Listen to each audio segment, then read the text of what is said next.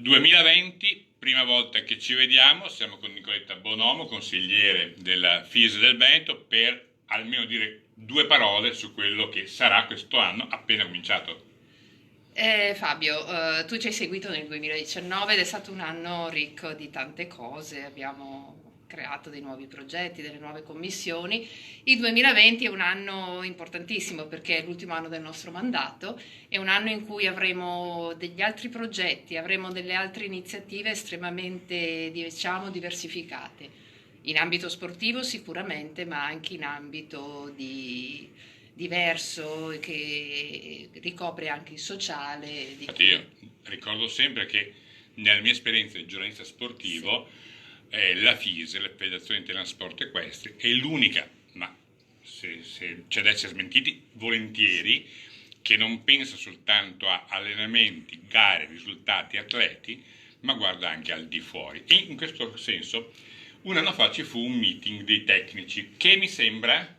Ci sarà anche quest'anno. Vogliamo anticipare? Vorrei anticipare, Brava. sì, bravissimo Fabio. Il 9 marzo, segnate questa data, avremo il nostro meeting dei tecnici 2020, nel quale parleremo di tutte le iniziative di questo anno entrante. Sicuramente, se mi invitate, io torno a trovarvi. Come potremmo farlo senza Ma in di te? quella data, lei l'anno scorso che cosa... Sì. No, giusto per... Galeotta, perché, fu.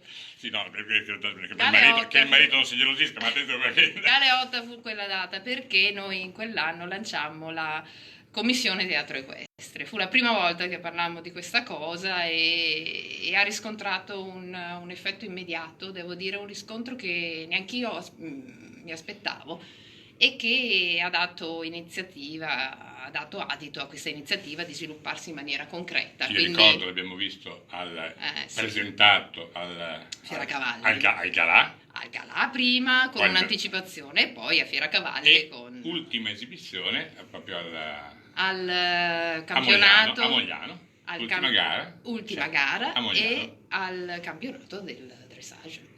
Ma era dopo?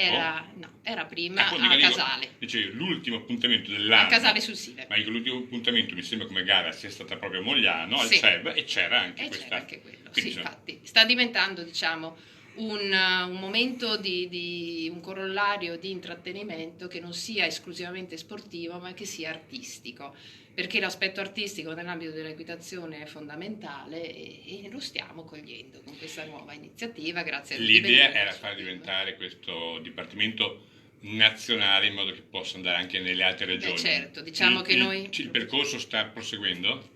Propedeutico a svilupparsi a livello nazionale? Sicuramente sì, lo stiamo strutturando assolutamente in quest'ottica e quindi il Veneto si pone come regione pionieristica per poter poi sviluppare in ambito nazionale questa cosa che Poi già riscontra un riscontro. Ricordiamo che non dopodomani, ma domenica, quella dopo, prime gare, abbiamo due concorsi. uno a Somma Campagna e uno a Casale. Esattamente. Quindi cominciamo a dare gli appuntamenti anche Diamo per... gli appuntamenti e aspettiamo tutti gli appassionati, gli sportivi, ma anche il pubblico che grazie anche al lavoro tuo Fabio siamo riusciti ad attrarre un pubblico che fino a ieri non ci seguiva e che oggi sa che l'equitazione è una realtà bellissima, non è solo una realtà agonistica ma è una realtà a 360 gradi che ricopre qualunque ambito dello stile di vita di noi appassionati. Detto che io mi piace giocare e dire sempre anche chi c'è a fare le riprese, quest'oggi